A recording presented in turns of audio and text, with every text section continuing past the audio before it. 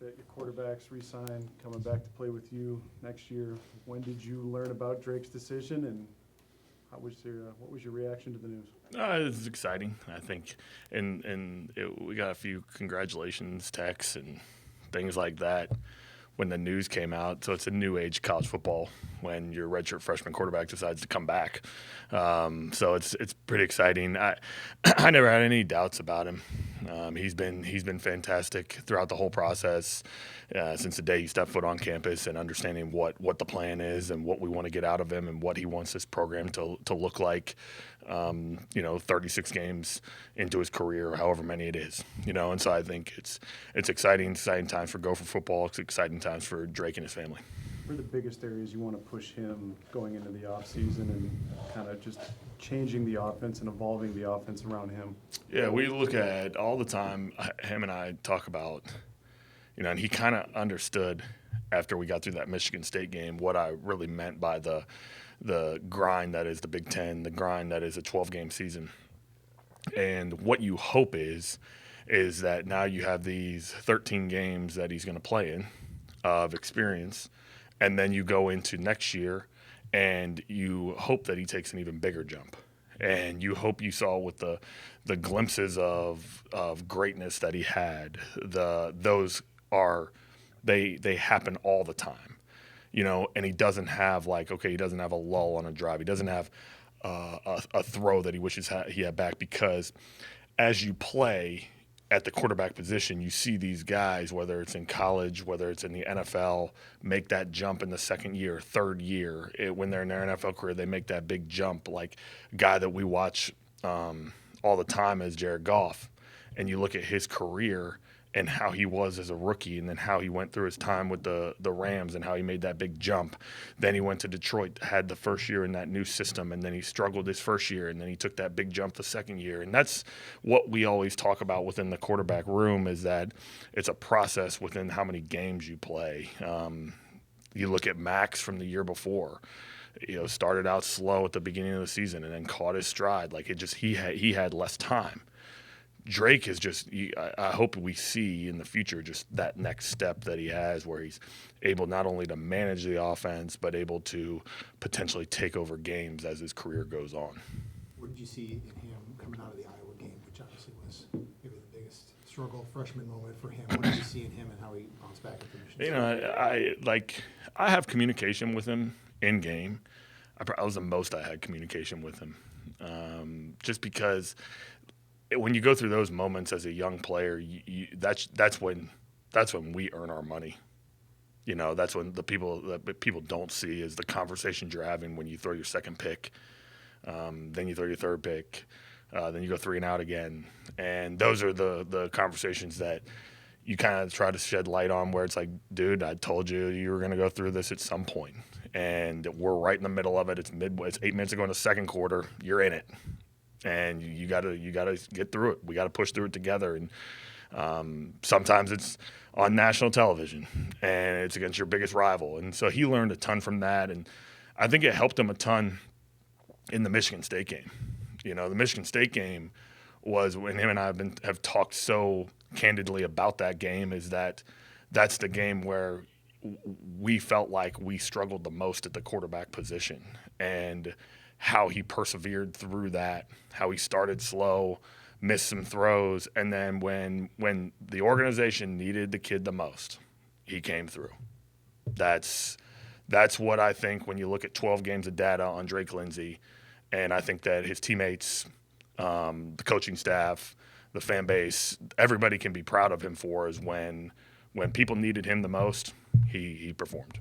And so he's got to continue to do that, and we have to be consistent. And, I'm excited about the future with him. It's really, really exciting, and I'm excited to build the offense around him and him to attack the offseason knowing that he has this data and he has this experience. Now he can truly lead the organization. That's what I'm excited for.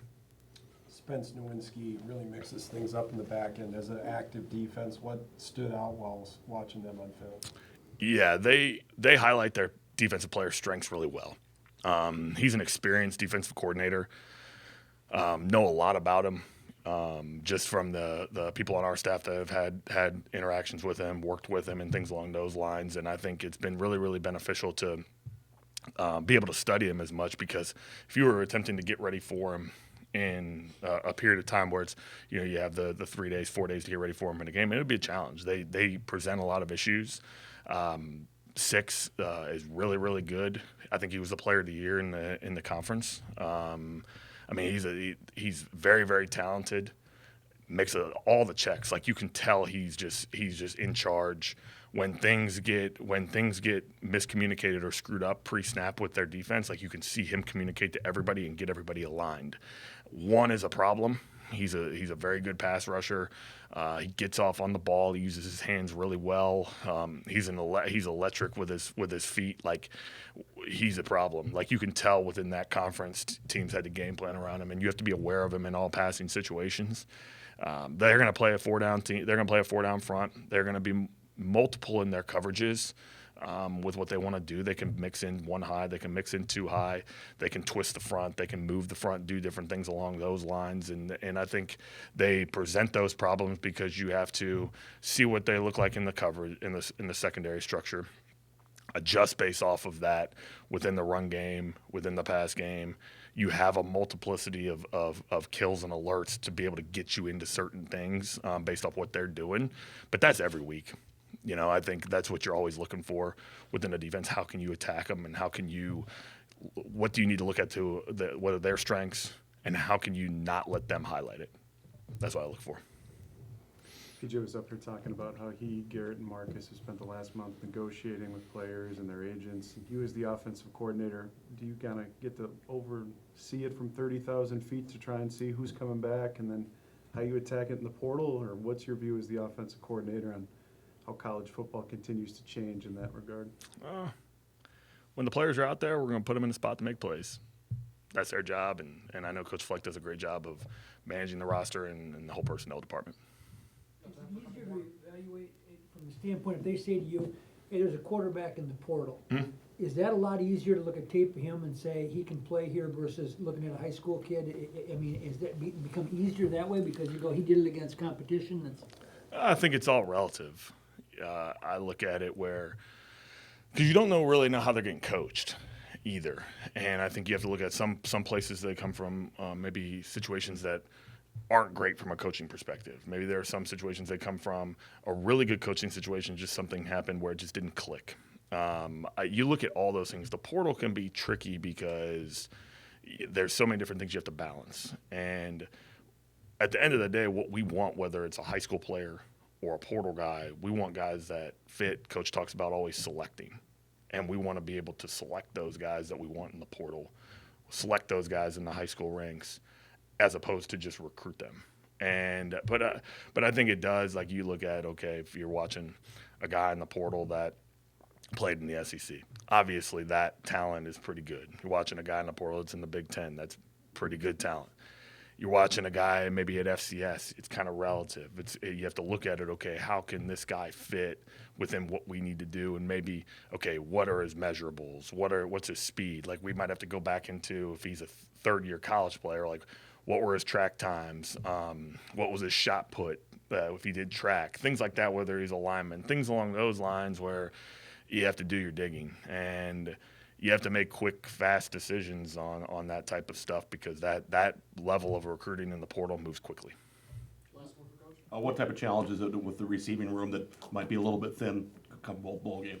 I mean, we're gonna highlight the guys who are out there, their strengths, and I'm looking forward to the guys to see how different players play. And the bowl prep has been good because you had this opportunity where you have younger players at every position, whether it's offensive line, all the way to the wideout room, where you can put different guys in different spots and challenge them to see different things. Like, I highlighted one thing, like we talked about all the time of within our offenses, we want to take advantage of every play.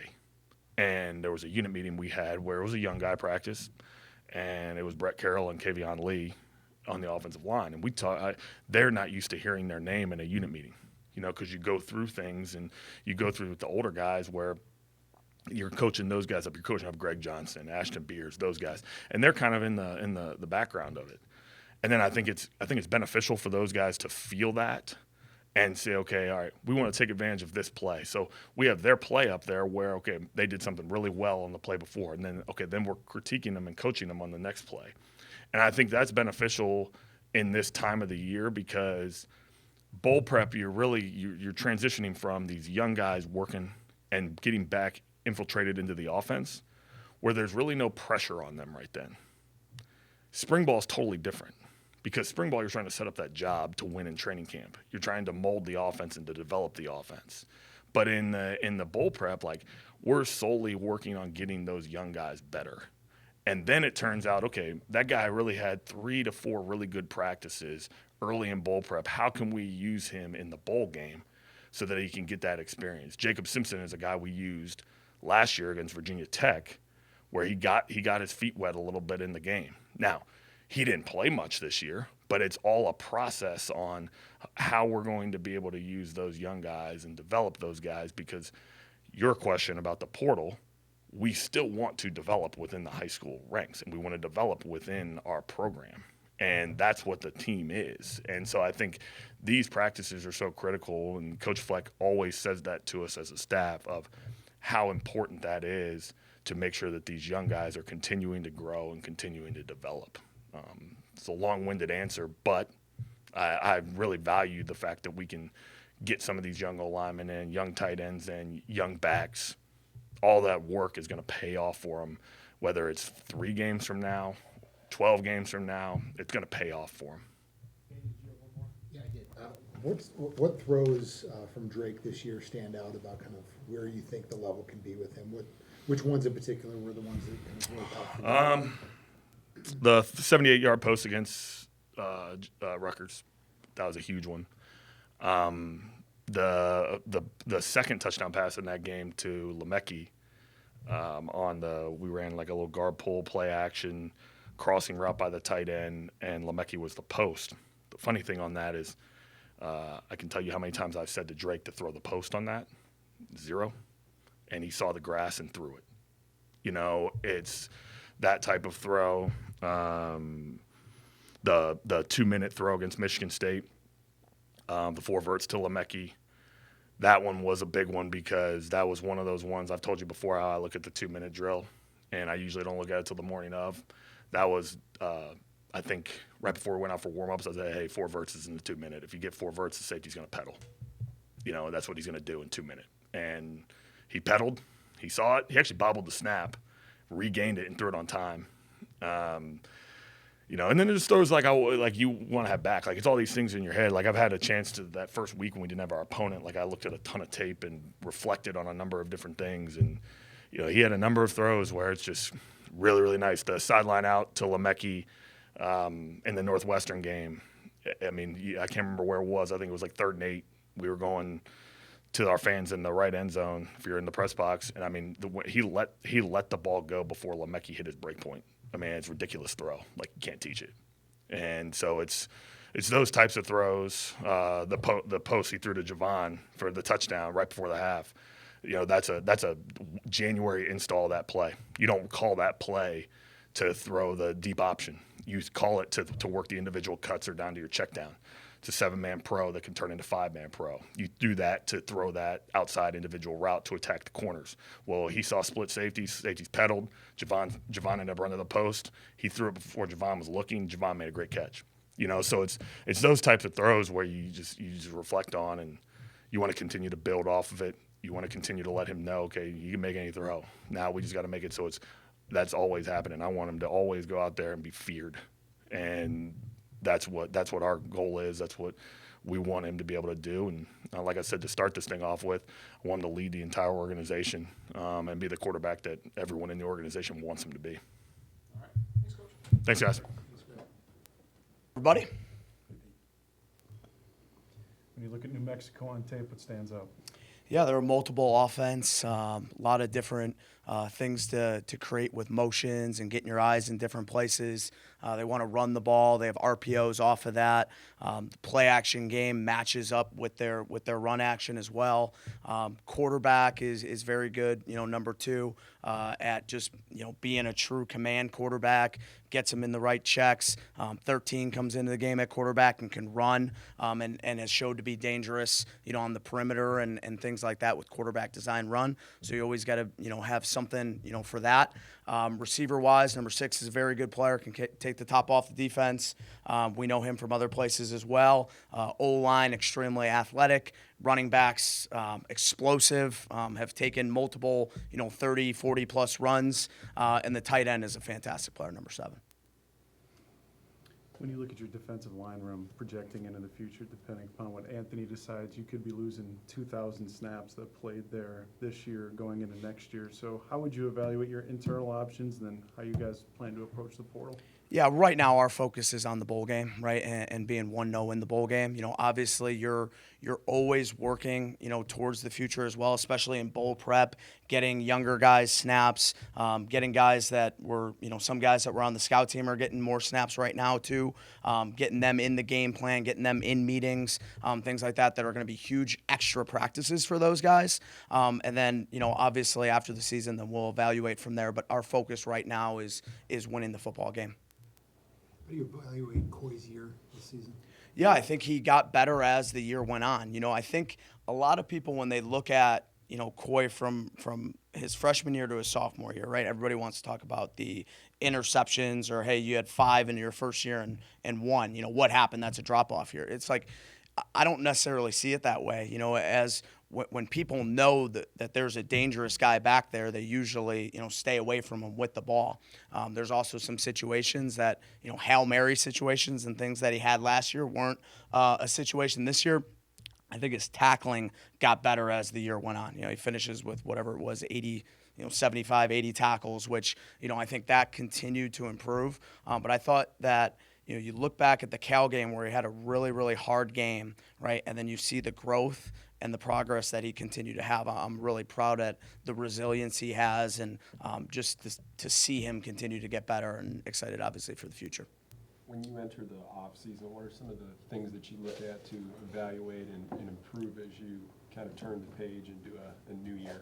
Yeah, that's a great question. First I think it's fundamentals and techniques, right? So it's, there's the scheme aspect of it, right? But then what are we doing fundamentally to, help ourselves? What techniques can we do a little bit different or tweak it, to get that better, to continue to work at that, in the winter time and, especially spring ball too. But I think that's the first thing. And then obviously then, the scheme part of it, what can we do better? How can we get our guys in better positions? So at the end of the day, we design it right for the people that we have and then, be able to put the best product on the field. What stood out in bowl prep so far? Yeah, I just think that the guys, again, I love bowls, bowl prep and bowls here because the guys and the directed energy that our guys have for these games is very, very special. We prepare like it's a Super Bowl because it is. It's the next game for us, right? And that attention to detail is always there. Meetings are super intense. Practice, they're loud. They're just chomping at the bit to play another game. We have another opportunity to play a game, especially for the seniors. What a great opportunity that is. You've had a few weeks now since the Wisconsin game to kind of think back about your first year as defensive coordinator. How have you kind of parsed your way through it? Yeah, I think it's just you always, you want to look back and you look from game 1 to game 12. There's, things that went really, really well, then things that didn't go well, right? And you got to celebrate the great moments, right? And then you have to learn from the really dark times, And I think there was some ups and downs, and this thing. We knew when we started that it wasn't going to be just the line to success is not just straight, right? It's up and it's down, right? And you got to learn from your mistakes to continue to grow, right? And, you have great elite moments of, having the highest sack amounts, in a game in Minnesota history. We held the team to the lowest amount of yards, ever at the University of Minnesota in a football game, right? And then you have really dark times as well, like the game at Northwestern where, you're pinned against the corner and your back's against the wall. And I look at that and it's like when you're in those situations, you have two choices, right? You can let that define you or you can fight. And I'm really proud at the defense. I'm really proud of the defensive staff for that fight. And you saw that in the Wisconsin game. And you asked me about that in terms of, how can we continue to improve? And that's all I wanted to see was in that game, our fight and our how. And I mean, you look at that game at Wisconsin, and I mean, it's maybe one play. You look at that, you say, you wish you could have that one back. But again, I'm not a guy that's like, hey, I wish I would have called this or I wish I would have called that. The call's the call and it happened, and then you learn from it, right? Like if you can go back in time, would you switch anything in your life? Some people would say yes. I'm not a guy to do that because I know that everything defines you. Good, bad, right, wrong. It brings you to who you are. And that's what I appreciate from this season. It's not just a game. It's life. And you get to show that every day to your players, your family, to everybody that believes in you. Got time for two more? What's the feedback to PJ about the next defensive line coach?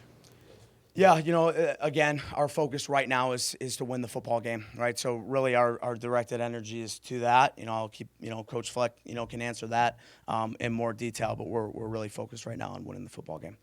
PJ was talking a lot about how he, Garrett, Marcus have spent the last month negotiating with players and their agents and trying to figure out what the portal's going to look like. You as the defensive coordinator, how difficult is that to try and just figure out who's going to be on my defense for the bowl game going forward, and what's the feedback been just navigating this for essentially the first time? Yeah, the first time, so you're kind of, again, like you just said, you're kind of figuring it out on the run, but it's been fun. It's not like, you're not frustrated with what's happening in college football. Like you adapt, you improvise, you overcome, right? So there's a lot of conversations. There's a lot of one-on-one meetings that I'm having with our players, to make sure we're good in the future. But again, like you can handle only what you can control at the end of the day, right? And you just got to take that for what it's worth. Trust everything else that it's going to work out, and then you always have a plan. You always adapt, improvise, and overcome. Good question. All right, thanks, guys. Have a great day.